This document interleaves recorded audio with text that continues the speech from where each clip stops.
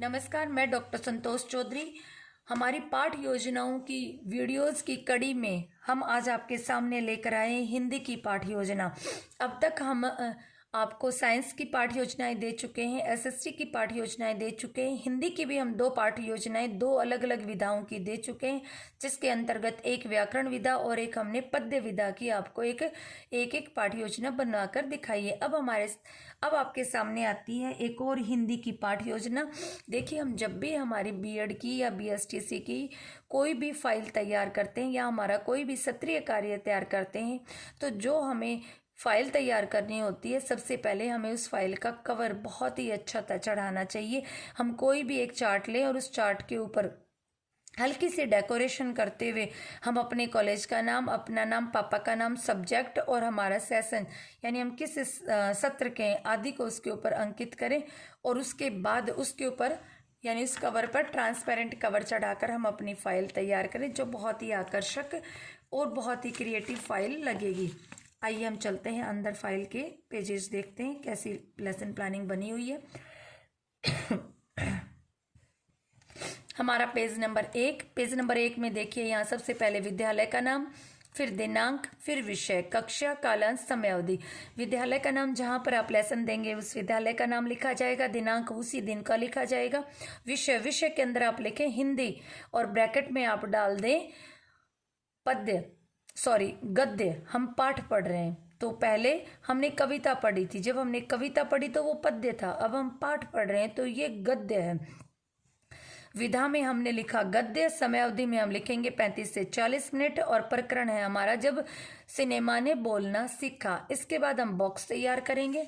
इस बॉक्स के हम 3 और छोटे छोटे बॉक्सेज बनाएंगे। इसके बाद हम लिखेंगे पहला क्रम संख्या, उसके बाद हम लिखेंगे विशिष्ट उद्देश्य यानी विशिष्ट शिक्षण उद्देश्य, उसके सामने हम लिखेंगे अपेक्षित व्यवहारगत परिवर्तन। पहला है हमारा ज्ञानात्मक, दूसरा हमारा अर्थ ग्रहण, तीसरा हमारा अभिव्यक्ति, चौथा हमारा अभियोग्यता, अभिरुचि।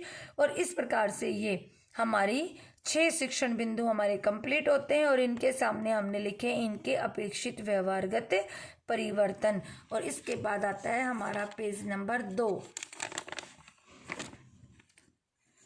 पेज नंबर 2 पे हमारा सबसे ऊपर रहेगी सहायक सामग्री। सहायक सामग्री में हमारा रहेगा ब्लैक बोर्ड, चौक, डस्टर, पॉइंटर इत्यादि।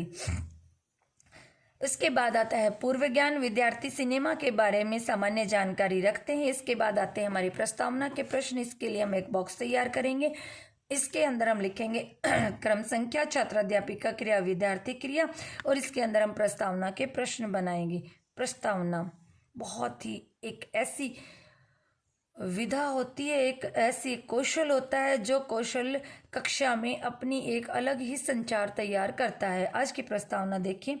प्रस्तुत चार्ट में आपको क्या दिखाई दे रहा है? गांव में मनोरंजन का क्या साधन था मतलब पहले की पूछ रहे हैं। टीवी, रेडियो आदि। टीवी के बाद मनोरंजन में कौन सा साधन आया? सिनेमा। प्रारंभ में सिनेमा में किस प्रकार की फिल्मों का प्रदर्शन होता था? मूक फिल्मों के बाद कौन सी सिनेमा वापस आया? तो बोलने वाला सिनेमा। बोलने वाले सिनेमा के बारे में यानी पाठ के बारे में आप क्या जानते हैं? समस्यात्मक। अब देखिए, इसके अंदर छात्राध्यापिका ने जो अपना पहला प्रश्न लिया है वो चार्ट के माध्यम से लिया है। तो हमारे पेज नंबर 2 के सामने देखिए ये लगा है, हमने मिनिएचर लगाया है। मिनिएचर हमने एक चार्ट काटा, उसको हमने आउटलाइन की, फिर उसके ऊपर हमने एक गांव का चित्र दिखाया, क्योंकि हमारा पहला प्रश्न था कि प्रस्तुत चार्ट में आपको क्या दिखाई दे रहा है और आंसर था गांव। तो हमने गांव को दिखाने के लिए एक झोपड़ी दिखा दी, पेड़ दिखा दिया, कुआं दिखा दिया, ट्रैक्टर दिखा दिया, गांव में पानी लेकर जाने वाली एक औरत दिखा दी। इस प्रकार से गाँव का दृश्य दिखाया गया है। ट्रांसपेरेंट कवर और डबल साइड वाली टेप से इसे चिपकाया गया है। इसके नीचे सिनेमा हॉल बनाया है।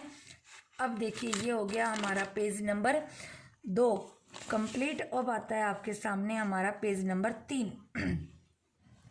पेज नंबर 3 में हम लिखेंगे कि प्रस्तुतिकरण। छात्र अध्यापिका के द्वारा व्याख्यान विधि से व्याख्यान विधि से गद्य की प्रस्तुतिकरण दी जाती है। इसके लिए हम सामने देखिए एक बॉक्स तैयार करेंगे। बॉक्स के अंदर क्रम संख्या, शिक्षण बिंदु, छात्र अध्यापिका क्रिया, विद्यार्थी क्रिया और श्यामपट्ट क्रिया।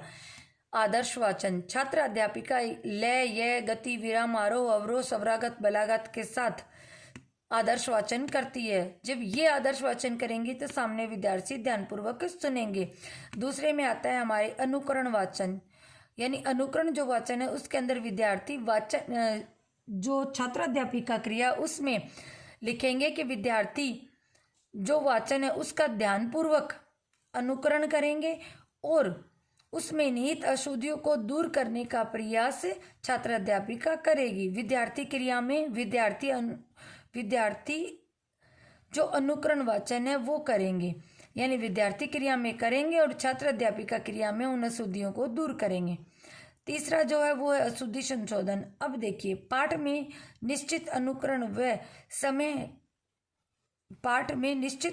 व वाचन के समय की गई अशुद्धियां विद्यार्थियों को सहायता प्रदान करेगी, यानी छात्र अध्यापिका जितनी भी अशुद्धियां हैं उनको दूर करवाने का प्रयास करेगी।